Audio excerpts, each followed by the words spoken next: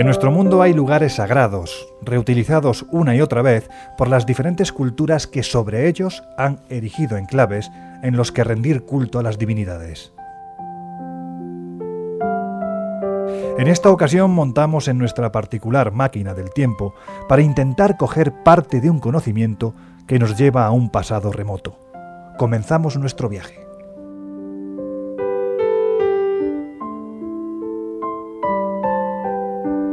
No es algo nuevo. Desde tiempos prehistóricos el hombre ha buscado consuelo en sus dioses, y para ello le hacía falta un lugar en el que tener un encuentro íntimo y directo con aquellos que merodean por las alturas. Así, hace miles de años surgieron cromlechs, menhires, dólmenes, taulas, todos ellos situados en zonas en las que supuestamente se cruzan corrientes energético-telúricas a las que los pueblos celtas llamaron serpientes. Precisamente en ese tiempo se levantaron prodigios de piedra como el santuario de Stonehenge, en el Reino Unido, una especie de gigantesco observatorio en el que los astros definen la llegada de solsticios y equinoccios, marcando así las principales fiestas paganas del pasado, esas mismas que los druidas conducían con maestría y en las que las estrellas tenían una importancia capital. Y es que, como veremos más adelante, la astronomía ha sido vital en la construcción de los templos, independientemente del tiempo en el que fueran erigidos, pues ello marcaba el inicio de las fiestas y rituales mágicos más importantes. No en vano Stonehenge fue lugar de culto al sol, e incluso hay quien se ha aventurado a decir, no sin cierto criterio, que además predecía los eclipses y que marcaba los movimientos del astro rey y de la luna.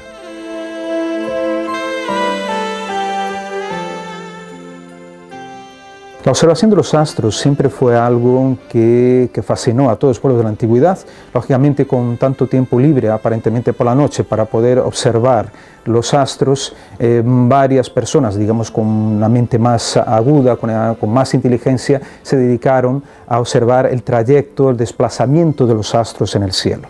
Entonces estos desplazamientos, las fases de la luna, los eclipses del sol fueron de alguna forma registrados, fueron observados y se vieron que eran cíclicos, que habían determinados fenómenos cíclicos. Y estos fenómenos cíclicos quedaron reflejados de alguna forma en monumentos erigidos por estos pueblos de la antigüedad.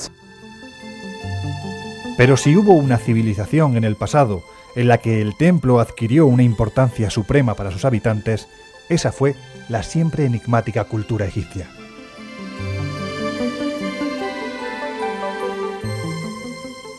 Y es que de repente, un pueblo agrícola que se desarrollaba en torno a un gran río, rodeados por las arenas de un inmenso desierto, levantaron las edificaciones más sorprendentes de la historia.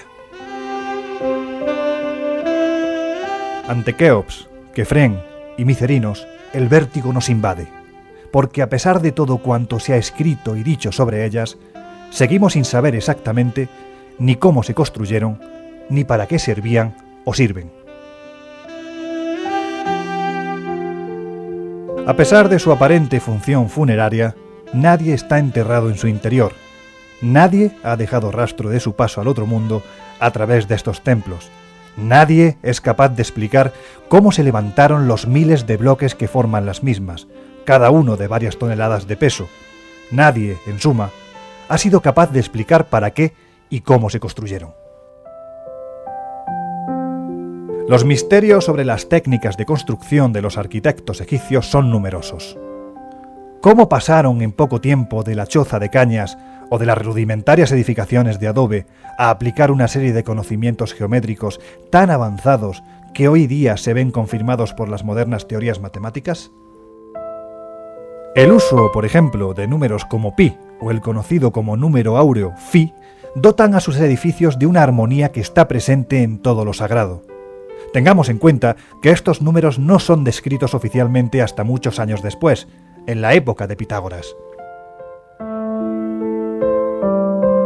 Fuera Pitágoras o no quien los elaboró, gracias a él nace una constante permanente en el tiempo sobre las proporciones perfectas.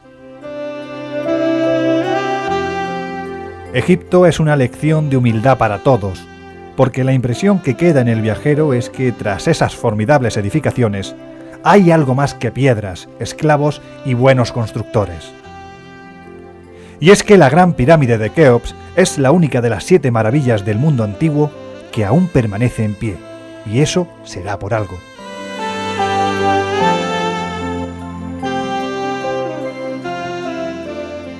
Quienes concibieron aquellos monumentos descubrieron cosas que hoy día se nos escapan, pero por alguna extraña vía fueron difundiéndose hasta llegar a la época de las cruzadas. Entonces viajaron hasta Europa, de la mano de los caballeros templarios, que como podemos ver en templos como el de Philae, dejaron su huella palpable en las columnas del mismo.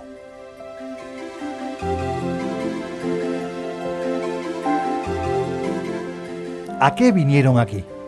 ¿Acaso a beber de las fuentes religiosas de los antiguos egipcios para después aplicarlas a sus propios ritos?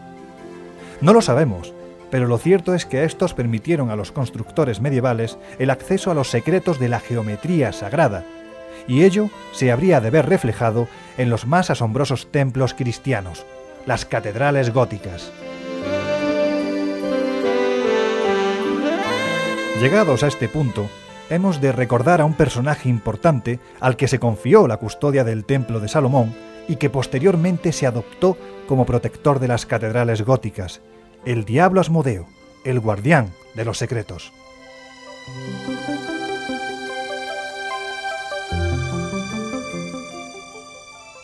Y así, en época de cruzadas en suelo europeo, en el tiempo en el que la peste bubónica acabó con la vida de más de 50 millones de personas en todo el mundo, en las entrañas de una siniestra y oscura Edad Media, surgieron unos templos capaces de conmover al incrédulo,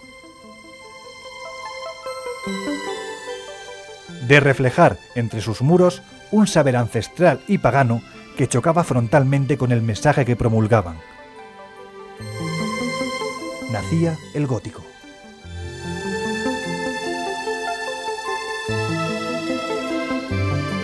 El entorno en el que surgen las catedrales no es tan oscuro como se nos ha explicado, simplemente es que tenemos poca documentación, porque entonces se escribía bastante poco y lo poco que se escribía en el interior de los monasterios.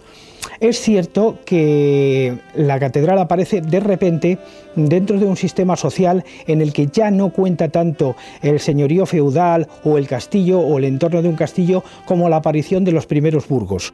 Es la época en la que también se desarrollan las cruzadas, en la que se producen movimientos de peregrinación muy importantes como el de Santiago de Compostela, y es en este momento en el que deja de ser los monasterios y las abadías los únicos lugares del conocimiento hasta ese momento, dado que la población en general eran prácticamente analfabetos y era la Iglesia, sobre todo los monjes, quienes ostentaban el poder intelectual, pasa a un segundo plano por el surgimiento de las primeras universidades asociadas a las ciudades, y comienza a surgir también una nueva clase que es la burguesía, son esos artesanos, esos gremios comerciantes, quienes comienzan a ostentar el poder económico y influyen notablemente en el desarrollo de ese arte gótico.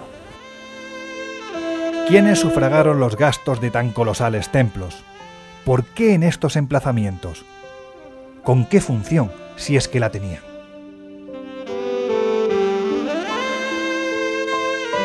Un 50% aproximadamente del dinero que se invirtió en ellas sí procedía, o que pensamos que procedían, de las órdenes militares y fundamentalmente del temple. Lo que está claro es que de la noche a la mañana, como ocurriera en el Egipto faraónico, aparecen canteros, vidrieros, artesanos, sin que nadie pueda explicar de dónde salen ni quién les paga. Varios investigadores defienden la tesis de que los templarios trajeron enormes cantidades de plata de América, tal y como queda reflejado en enclaves como Roslin, donde, como pudimos observar en el capítulo anterior, hay representadas plantas del Nuevo Mundo en una capilla elevada 50 años antes de que Colón descubriera América. ¿Es suficiente prueba? Es difícil aseverarlo, pero cuanto menos da que pensar.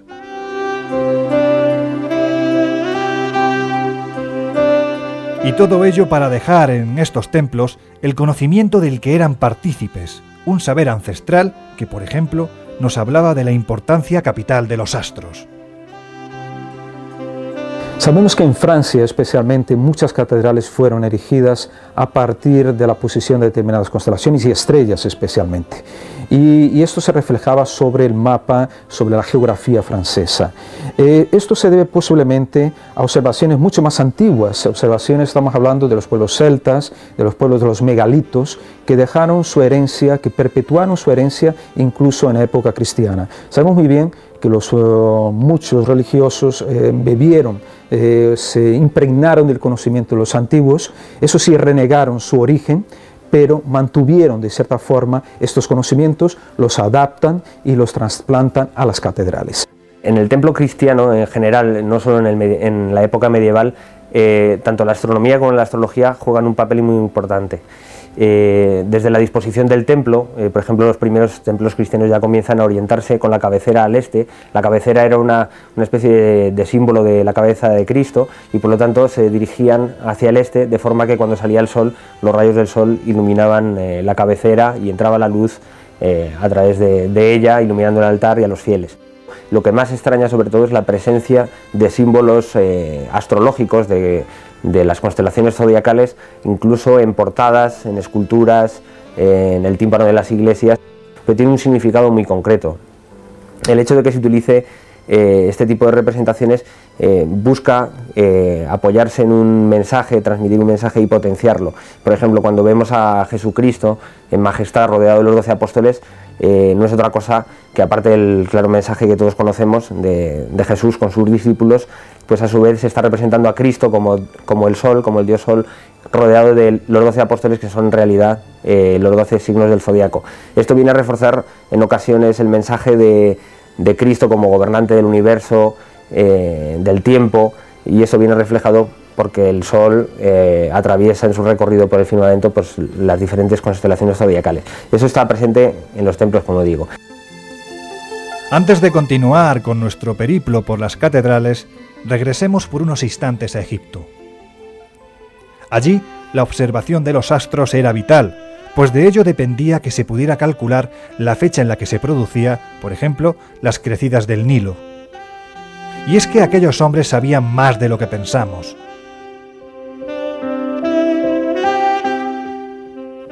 En templos como el de Déndera existe una representación más que evidente de un zodiaco, en el que podemos apreciar a los signos de Libra, Sagitario, Cáncer, Tauro, en una constante que siglos después vemos saltando de milenio en milenio en las majestuosas catedrales del gótico. Y es que en el interior de las catedrales se llevaban a cabo todo tipo de actos, desde representaciones de teatro, mercados, debates y fiestas como la del asno o la de los locos, representaciones burlescas de la Eucaristía en la que poco importaba satirizar a uno u a otro obispo. Su significado se hallaba anclado en ritos paganos del pasado. En apenas 100 años, de 1150 a 1250, se erigieron más de 80 catedrales en suelo galo. Una obra tan descomunal que jamás en otro tiempo ni en el ya citado Antiguo Egipto se utilizó tal cantidad de piedra labrada en tan corto espacio de tiempo. Y todo ello dirigido por los maestros canteros, capaces de dar al edificio una apariencia jamás soñada. ¿De dónde procedía ese conocimiento?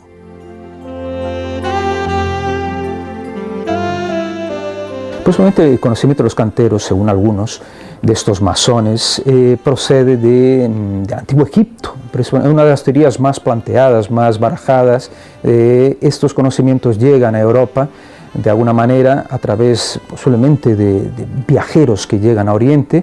Estos canteros, que también eran viajeros, ¿no?, absorben estos conocimientos y deciden entonces estamparlos, plasmarlos en las catedrales.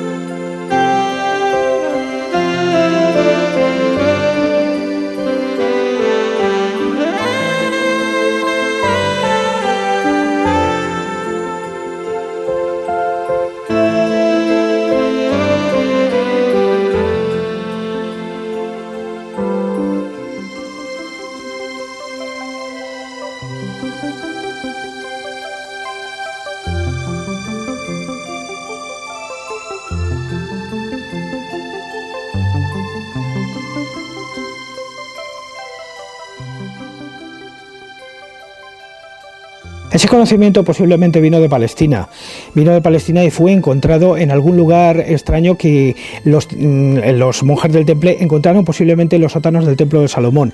Pero no solamente esta es la fuente, también la fuente era la extraordinaria biblioteca que tenían los Asishin, los seguidores del Viejo de la Montaña, de Hassan Sabbah. Llegados a este punto, hagamos una radiografía heterodoxa y analicemos lo que el viajero se puede encontrar al acceder a una catedral, por ejemplo, como Chartres. ¿Es el laberinto uno de los elementos más extraños y que más se repite dentro de una catedral gótica? Los historiadores aseguran que era el reflejo del periplo que los peregrinos realizaban a Tierra Santa, más bien para aquellos que por problemas físicos no podían acudir a Jerusalén. Otros, sin embargo, recuerdan la leyenda del Minotauro y la relación que puede tener con todo esto. Las hipótesis para explicar su presencia en estos templos son muy variadas. Lo cierto es que a día de hoy todavía se desconoce exactamente o con total certeza para qué servían. Lo cierto es que están ahí y bueno, las hipótesis van desde que se trataba de reproducciones simbólicas del camino de peregrinación a Jerusalén, que servirían de falso peregrinaje para aquellas personas que, queriendo hacer esa peregrinación a Tierra Santa, no podían por enfermedad, por lo peligroso que era el camino o porque simplemente no disponían de los medios económicos para hacerlo. Y bueno, pues eso sería una forma de realizarlo. Por ejemplo, en casos como el de Chartres, en el de Reims, los laberintos aparecen acompañados en ocasiones de las figuras, unas figuras misteriosas que suelen ir provistas de un compás, de una escuadra, y esto ha querido ser interpretado por algunos autores como una plasmación de los propios constructores de las catedrales o de los diseñadores del laberinto. Y la aparición de esos elementos del compás y de la escuadra pues ha sido interpretado como que se trataba de constructores pertenecientes a un gremio de canteros poseedores de un conocimiento hermético. Estos laberintos, que en muchas ocasiones parecen estar colocados junto con las catedrales en lugares de energía telúrica, de gran poder energético, por así decirlo, y eso posibilitaría que la persona que lo recorriera de esta forma pues se cargara de esa energía e incluso, como proponen autores como Charpentier o Fulcanelli, entrar en un estado alterado de conciencia, o sea que estarían preparados o construidos pensando en que quien lo recorriera alcanzará un estado de conciencia que le llevará a unirse a Dios. Es difícil creer que tales representaciones querían transportar en un viaje casi onírico al peregrino tullido o enfermo a Tierra Santa, o que pretendían reflejar el tortuoso camino de Jesús hasta el Gólgota.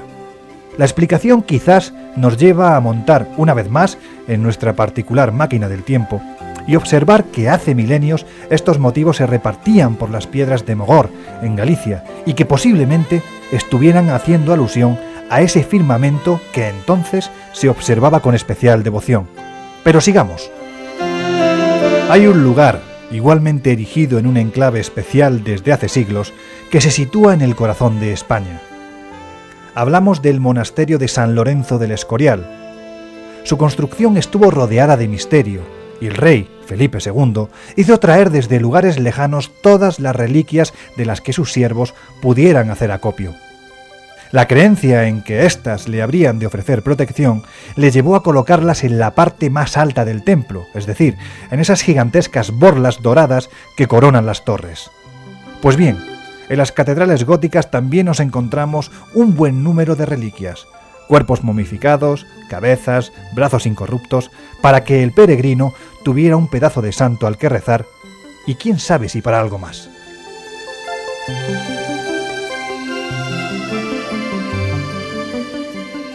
La gran importancia de ellas fue de catalizar una serie de voluntades, la fe del pueblo en torno a elementos que yo considero por lo menos fetichistas, eran elementos que de cierta forma eran tratados como objetos de poder, objetos que ofrecían a aquellos que los tocaban y a aquellos que los poseían, un poder inmanente justamente de aquellos santos a los que pertenecieron o incluso a Jesucristo, porque algunas de esas reliquias, como por ejemplo el lignum crucis, los famosos pedacitos de la cruz de Cristo, o entonces también elementos de la corona de espinos de Cristo, eran transportados, llevados a las iglesias y eran venerados por los fieles que al tocarlas tenían la impresión, la sensación por lo menos, de recibir parte del poder del mismo Nazareno. Quizás en esto estribaba el gran éxito que tuvieron en aquella época estas reliquias.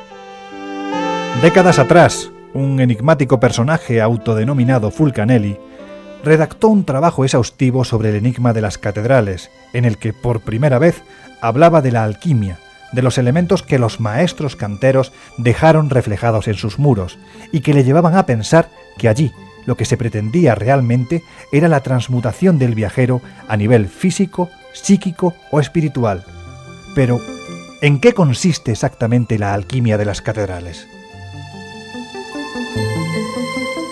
Gárgolas, fiestas paganas, zodiacos, representaciones sexuales. Eso es lo que el viajero puede encontrar dentro de una catedral gótica. Solo hay que mirar de otra forma, dejando los prejuicios a un lado y siendo conscientes de que aquellos que levantaron estos monumentos manejaban un saber ancestral, que en definitiva eran herederos de una tradición que se niega a desaparecer, a pesar del tiempo transcurrido. Salimos de la catedral, de este recinto que permanece anclado en un tiempo fascinante, como si acabáramos de atravesar una puerta a otra dimensión. Esa misma en la que los hombres, gracias a esa miscelánea de conocimiento, intentaron alcanzar el cielo.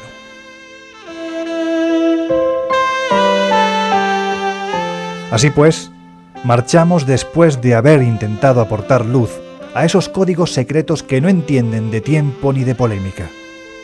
Nuestro viaje, por otros derroteros, eso sí, ha de continuar.